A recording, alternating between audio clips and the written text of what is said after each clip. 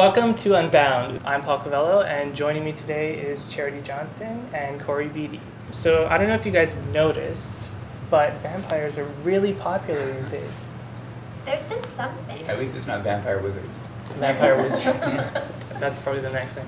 So today I think that I want to talk about some alternative vampire literature. I want to try and coin a new subgenre of literature, alt-vamp lit. I'm going to go. So I thought we'd start off with Christopher Moore's Bite Me. Corey, you're a big Chris Moore fan. I'm a huge Chris Moore fan. I've read everything that he's written, and this is the third book in his vampire series. It's actually a little bit different than the first two, but it's still Chris Moore. It's hilarious, and it's definitely not Twilight.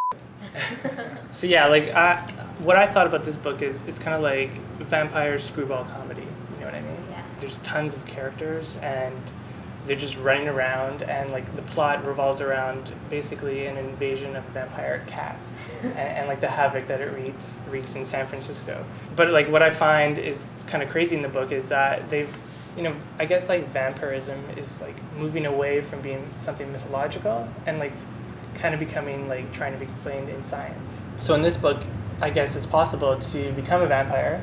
You would just kill yourself, inject yourself with vampire's blood beforehand, and then just wait until it takes effect, and you can even go back if you want to later. But what I was going to ask is, if it was possible to become a vampire and then change back later, would you guys consider trying it out for a while? Yes. Especially if you could maintain the effects, if your skin could clear up and you could be super powerful and fly and do that for a bit. Yeah, I mean his vampires essentially are superheroes who can only come out at night. That's true. Yeah. I think I'd be too afraid to do it. I think something would happen to me if I tried to be a vampire. And I don't know, I'd be afraid that I wouldn't, I'd be stuck or something like that. You'd become lactose intolerant. Something would happen, yeah.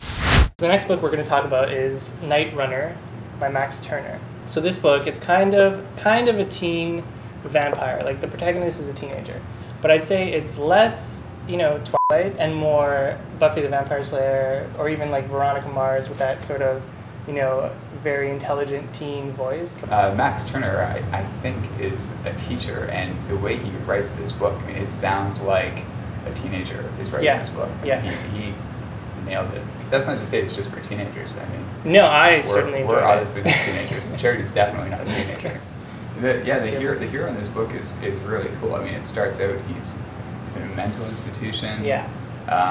He seems like a completely normal guy who just likes video games and staying up late, which he seems to do for some reason. Yeah, he doesn't know. Yeah, he doesn't know why he's. But then he has those pink drinks that kind of start to. Yeah, the nurse sort of gives him these drinks that he thinks are just strawberry flavored, even though they don't really taste like strawberry. But you're right about the action. I mean, right from chapter 1, there's this incredible motorcycle chase and a run through the woods. And it's really cool.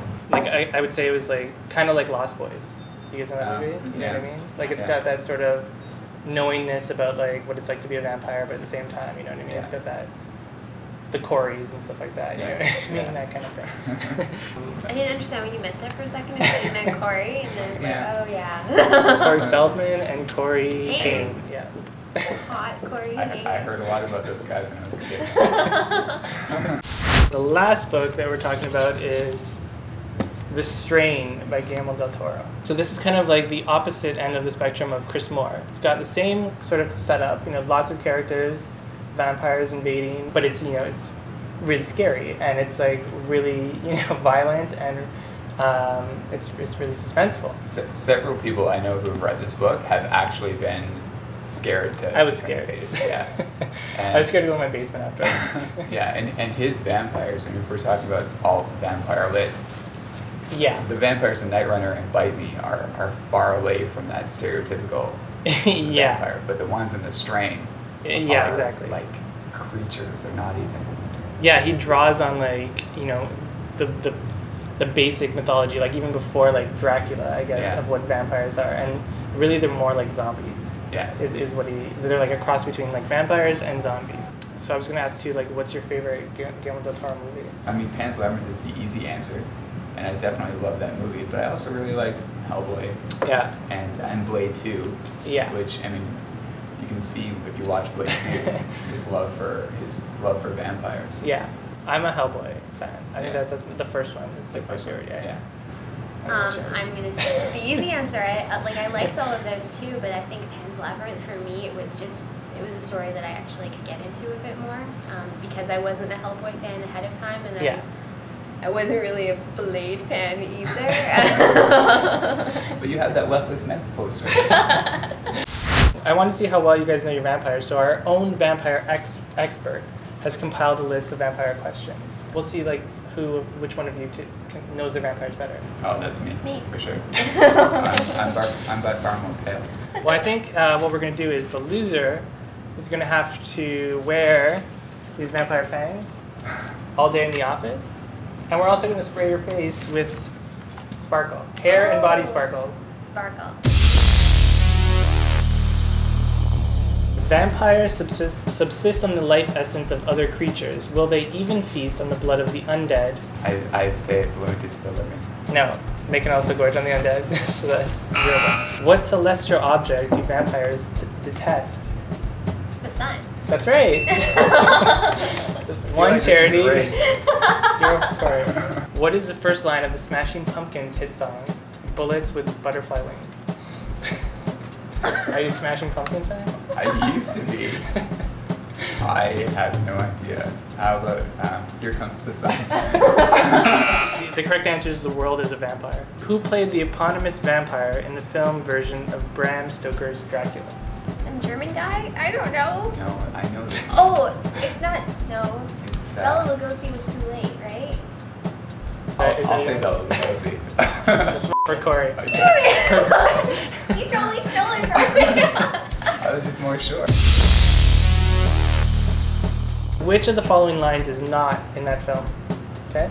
Not in the Bela Lugosi version, 1931 of Dracula. A, I want to suck your blood. B, I never drink wine. C, listen to them, children of the night, what music they make. Or D, there are far worse things awaiting man than death. I'll say A. You're right. Really? That's a charity you lost. Damn it! Okay. Ew. This putty is disgusting. That looks really good, actually. Can you not speak with them now? Yes, I can. They're kind of weird.